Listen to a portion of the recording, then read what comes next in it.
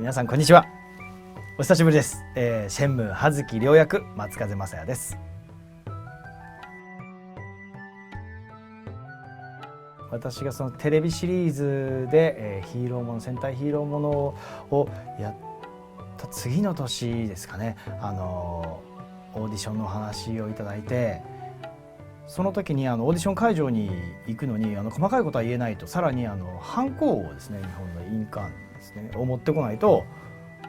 ダメだよっていうふうに言われたんですよ。もう何のことなのかなと思ったんですけども、オーディションを受ける前に契約書にサインをできない人間は帰ってもらうっていうような。でオーディションの控え室もう結構有名な役者さんもたくさんいらっしゃって、でそこで事前に渡された契約書にサインをみんなしてハンコもついて、でバーンと扉が開いたらですね、ユウさんがいるわけですよ。そこからオーディションが始まるっていうのが、もう今を思うと本当にシェンムーの一歩目ですね。第一歩目。僕も生まれて初めてなのは当たり前なんですけど、後でも言われたんですけど、僕は葉月良プレイヤーでもある主人公の日本語の音声と声ですね、会話、あとモーションキャプチャーっていうのも僕がやらせていただいて、それまではヒーローものやってたので役者だったので、自分が動いて自分が映って自分が喋るというのが当然なことだったんですけど、それバラバラなんだけど君に担当してもらうのはここなんだよっていう、モーションキャプチャー俳優、あれ結構世界でも世界で初に近いんだっていうのを後で知ったんですけどね。だからそれも全部開発もしながら世界の最先端で芝居をして作っていくっていう、画面の中に一個世界を丸々作るので、それは大変でしたね。アクションシーンでいうと全部の立ち回りが、僕よく言うんですけど、カメラがこういう風に撮ってたらこう殴るんですよね。でそうするとカメラがこう撮ってるんで殴られたことが重なるのでわからないですよね。でカメラがこう撮ってる場合ってまた殴り方を逆にして腕をこう重ねていかないとっていう、でその関係性っていうのが全部バラバラになるので、プロのバイクのレーサーが脊髄を守るためにつける脊髄パッドって僕らカメって呼んでたんですけど、それを前後につけて本当に蹴っ飛ばしたり本当に殴ったりするんです。そうしないと後でカメラワークをつけたりプレイヤブルだったりとかするので全部できないということで、だから立ち回り全部本当に当ててました。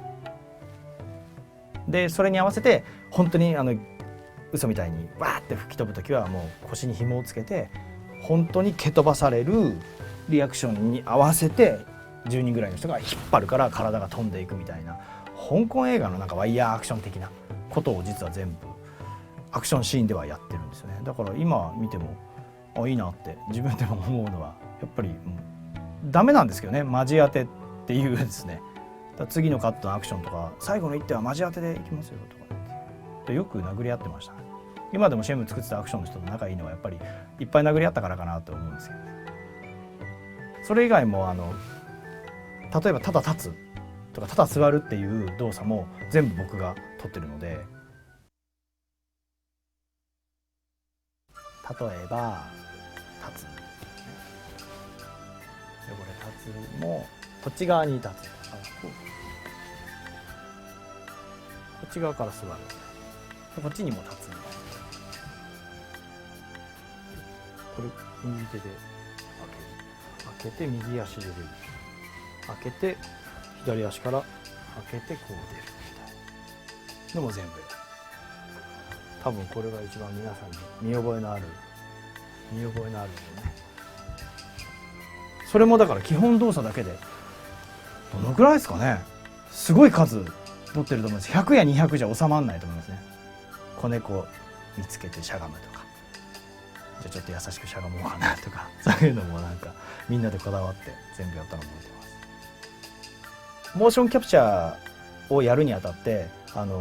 実際にアクションの稽古を僕の体に13個センサーをつけて、でそのアクションをやっていく上で実際に五指開門八極拳を習ったり、葉月良は五指開門八極拳を知らずに身につけているという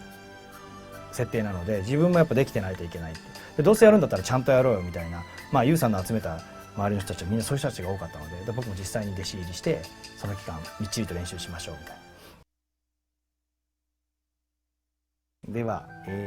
亮の構えなんですけど、葉月亮は大内が道場で知らずに八極拳を身につけていたっていう設定があるので、今回モーションキャプチャーにあたっては実際にですね八極拳の先生に教えていただいて、八極拳の独特な構えと普通の人がやるこう戦う感じの普通の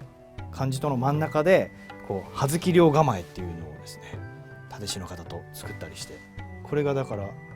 通常時からこう入るとなんですね、こうだとするとこうブブブってなったのがアクションになるとバッとこう構える。で最後のやつがバーンと終わったらこう戻って前ボタンを押してもらうと歩くみたいな、そんな感じ